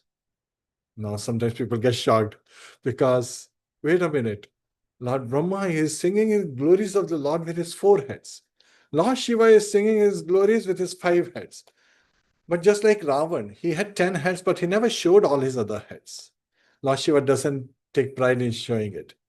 Lord Brahma, he shows his 4 heads because he shows that I need so much brain to be able to run the business of this universe. In this regard, of course, we have Brahma Vimohan Leela also, where he sees other Brahmas, but he doesn't pay attention to other Brahmas because he's mesmerized by by Lord Krishna and his potency that he expanded into all these cowherd boys and the cows when he had stolen them. So he was confused. Are they here or are they there? So Lord Krishna, he removed the curtain of his Yog Maya and he was able to see that they were all 4-armed Vishnus, all these personalities. That doesn't mean that all the cowherd boys and the calves in Vrindavan are 4-armed Vishnus. It was that to show Brahma that when he had stolen those cowherd boys and calves, that they were replaced by Lord Krishna expanding himself, and all these were Vishnu Tattvas. Later, when Lord Brahma goes to see Krishna in Dwarka, once upon a time, it happens, right? So many demigods were coming. Even Satyajit, the Samantika jewel story that we talk about, we read in Krishna book, or the 10th canto of Srimad Bhagavatam. Satyajit was wearing Samantika jewel that made him appear effulgent like sun god. And people were saying, oh, Vivaswan has come to meet Lord Krishna. Why? Because they were seeing many demigods were coming to see Lord Krishna. Even Lord Brahma once came. So he came. The doorkeeper asked, what do you want? Why have you come? He said, I want to see Lord Krishna. So they took the message to Lord Krishna. Lord Krishna, Lord Brahma has come to see you. Lord Krishna asked them a question. They don't have the answer. They come out, they ask Lord Brahma, which Brahma? Brahma was surprised. Don't you know I'm the only Brahma? He says, I'm the father of the Chaturkumaras. I am the, father of Devashi Narad. They take that and they go and tell Lord Krishna that this Brahma, has come of this universe. So Lord Krishna says, okay, allow him to come. Now the Brahma had come with a different request, with different inquiry. He forgets about that inquiry. Now his ego is a bit hurt, right? Sometimes we think that we are very important and suddenly we get revealed that we are not so important. So that was disturbing him more. So first, as soon as he sees Krishna, he pays obeisances, sings his stuti prayers, and then he says, by the way, I was stopped by the gatekeeper. And why would they say, which Brahma? Are there other Brahmas other than me? So at that point, Lord Krishna, he summons all the Brahmas from all different universes. Some Brahmas had 10 heads. Some Brahmas had 100 heads. Some Brahmas had thousands of heads. Some Brahmas had 10,000 heads. Some Brahmas had 100,000 of heads, and some even 1,000,000 heads. And now Brahma has only 4 heads. And he's humbled seeing all these Brahmas from other universes. And then after doing their stutis, their prayers to Lord Krishna says, I just wanted to see all of you. You may leave now. So they all left, and now this Brahma is there. And he's like, you never summoned me like this. It is me who wants to see you. I come to you. You never said you want to see me, but that's another conversation. Let's stay on this conversation.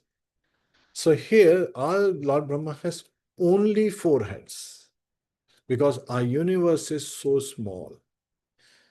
Pay attention as you breathe out and breathe in, and meditate on similar breathing of Lord Mahavishnu, who's breathing out. As you breathe out, air is going out, breathing air is coming in. So similarly, when you breathe out, there are some particles of air that have gone away. So Lord Mahavishnu is breathing, some planets have gone away farther, and the farther they keep going on, the bigger these universes become. Our universe is very close to the nostril of Lord Vishnu. So when he breathes in, immediately goes in. Understand? So there is only so much brain, only 4 heads worth of brain is required to manage this small universe. While there are so many gigantic universes. Now again, even in the same breath, the air that we took in, the pause is different, till we get the final part of the breath, right? So the longer duration of breath, duration may be long, but then the pause may be small. So that is our state. For us, even 311 trillion years of Brahmas look amazing, but there are other Brahmas who have 311 gazillion of trillions of years, of earthly years. I'm talking in relation to earthly years. And they need hundreds of thousands of heads to be able to manage the affairs of those universes, because creation requires heavy endeavor. Lord Vishnu, he's got unlimited heads. We hear in Bhagavad Gita. We hear in Bhagavatam also. His eyes and ears are everywhere. He is Paramatma in every living entity. How many heads does he have? Many more than you can even imagine, or even those Brahmas who have hundreds of thousands of heads can imagine. So it is, how much is not so important, why is it there, and how it is utilized in Lord's service is more glorious. And that's why we say Lord Shiva always happy with showing one head, while Brahma has to show his 4 heads, because that came out because of the attraction he felt towards Saraswati. Hare Krishna. And it's also to humble him. It's a reminder to him that how strong material energy is. That's also something that we should understand. That he always shows his 4 heads not as a matter of ego to declare I have got more brain than everyone else. It is to show us how strong material energy is. That they came about by being attracted to Goddess Saraswati's beauty. Hare Krishna. Hopefully that answers the question. Yes, thank you, Professor.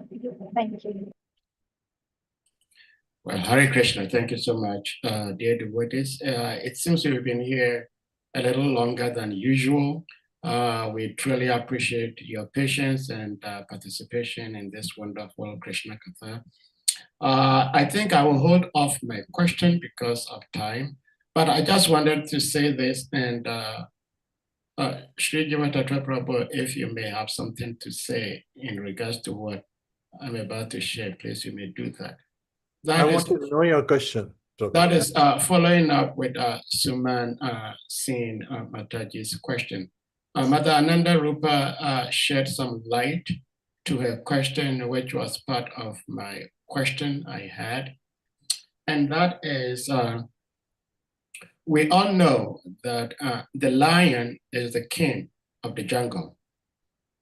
And we better be careful dealing with the lion, especially if the lion is wounded.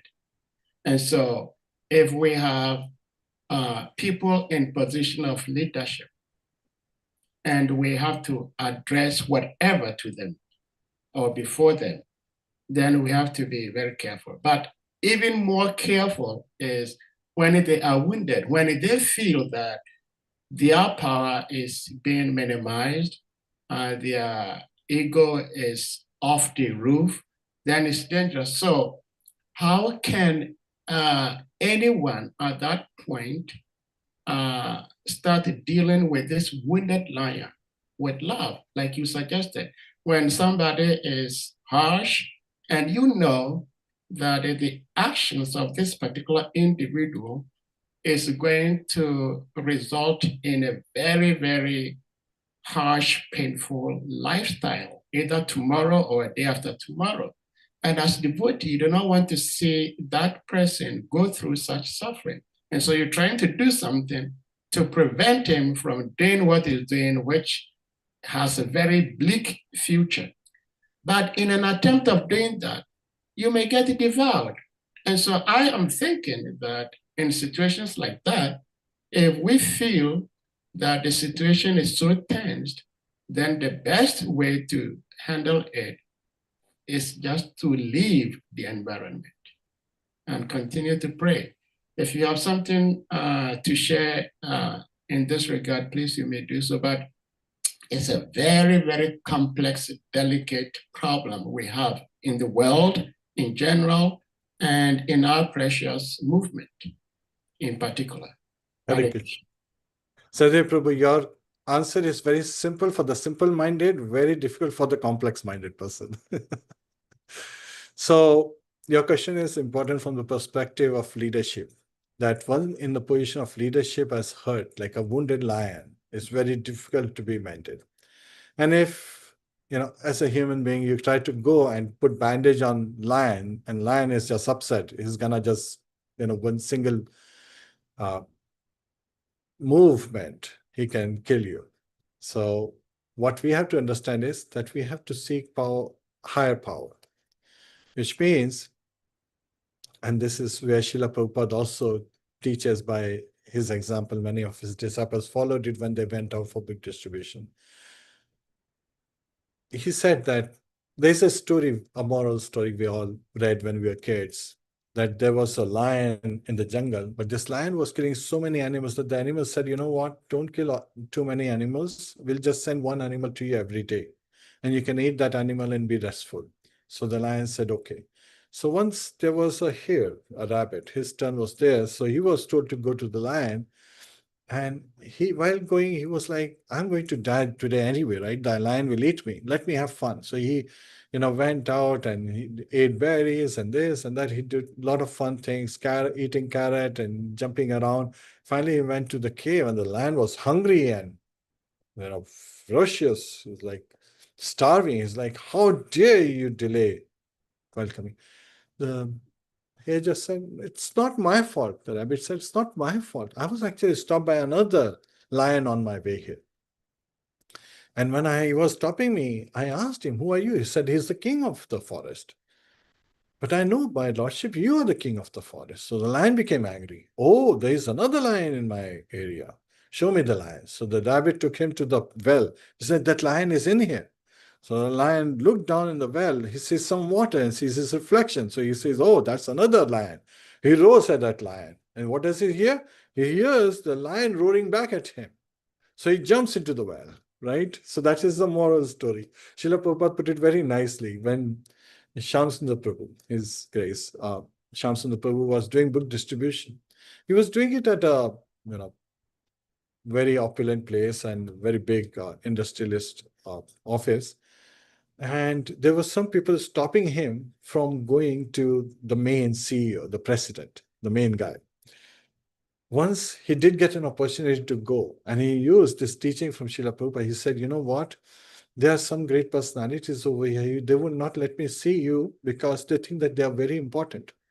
So immediately that industrialist thought, oh, I've got other lions in my den. And he said, who said what to you? And he simply revealed, such and such person said this, such and such person said this. And the proprietor went them and chastised them immediately, taking care of the business. So when we are trying to help a person and a leader, always remember that that leader always has someone else as his leader. There's always a leader over a leader, all the way to Krishna. So we have to take help from those leaders. We are just the rabbit in this situation. And we have to take help from those leaders to help mend this leader, the ways of this leader. And frankly speaking, today the social media is such a strong force.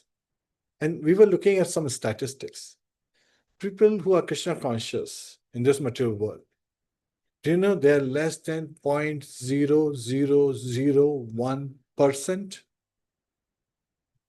That is the total strength of people in our movement compared to the whole world. Srila Prabhupada said, if only 2% of human beings on this planet Earth become Krishna conscious, the planet would become Vaikuntha.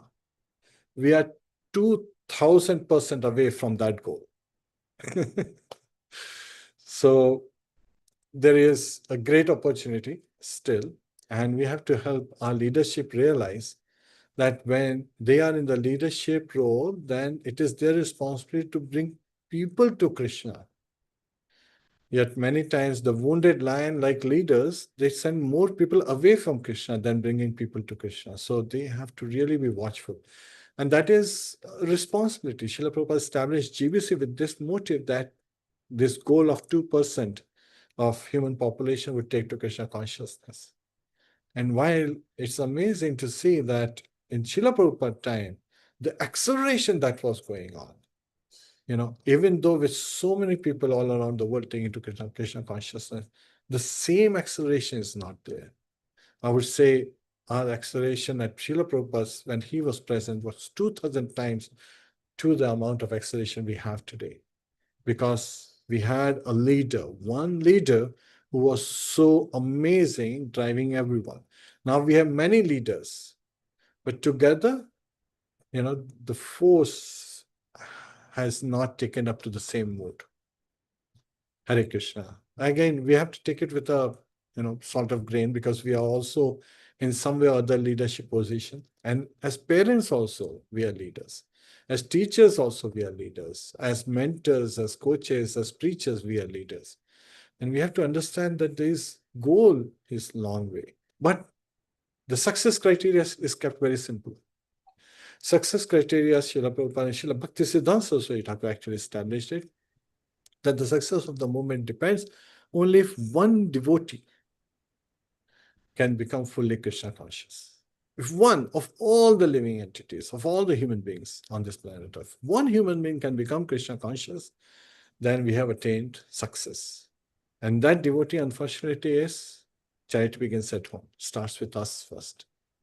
Hare Krishna. Does that answer your question, Prabhu? Yes, it does. It helps a lot. I appreciated the answer. And even before I spoke, you had said that we do not just look away to just let things rot, which is very laudable. It's very beautiful, and we do that with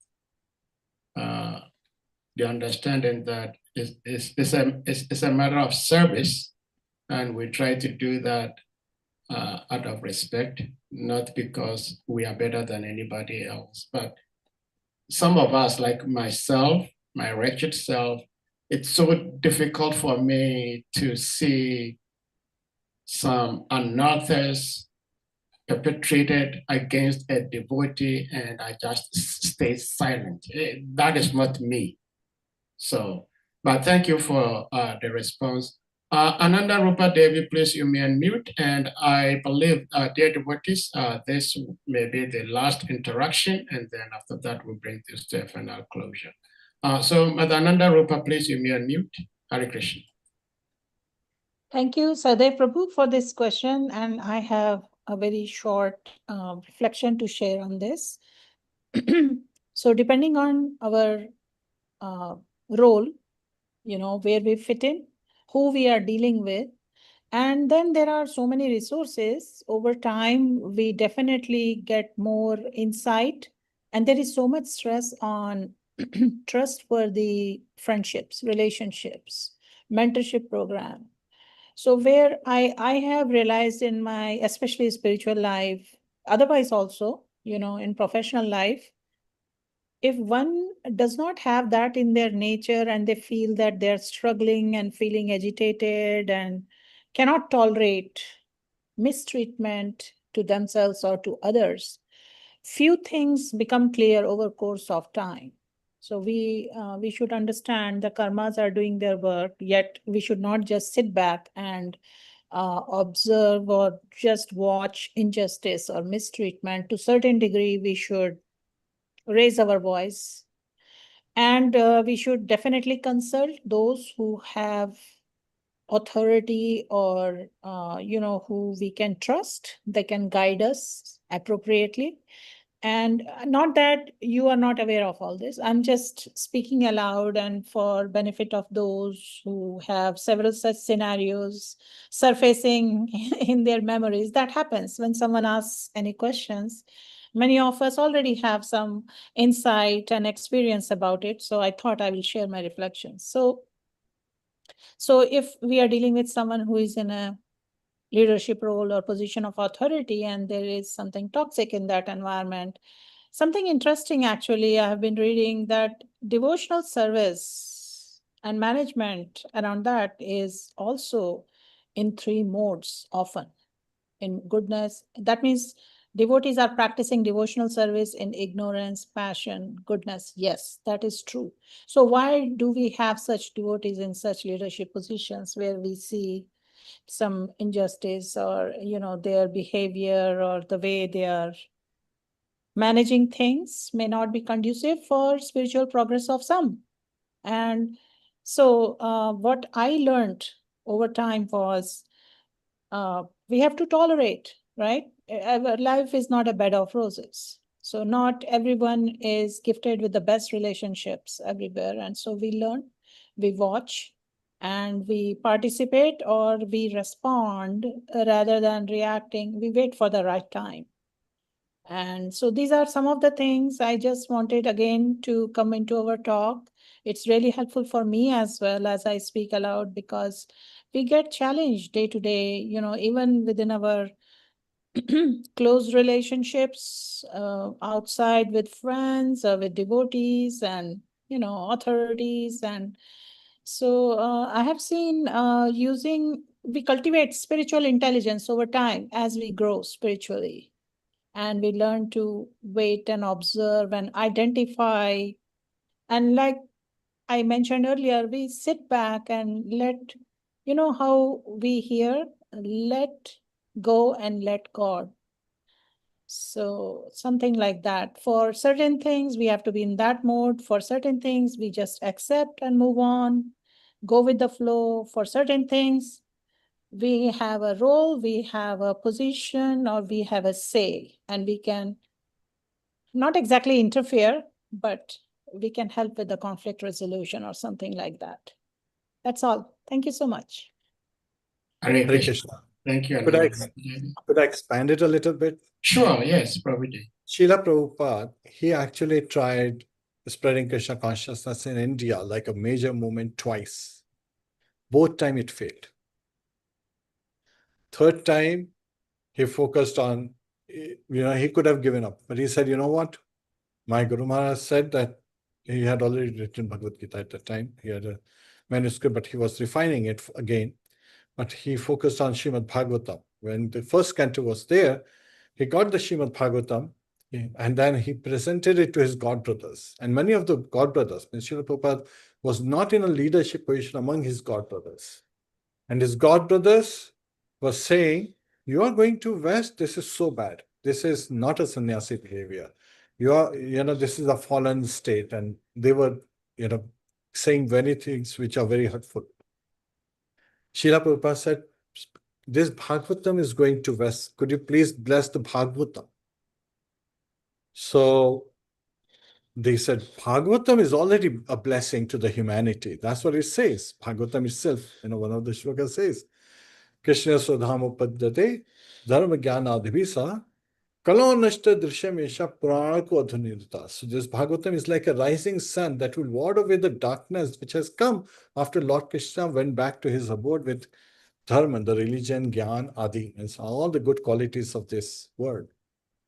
So this Bhagavatam has arisen as that rising sun.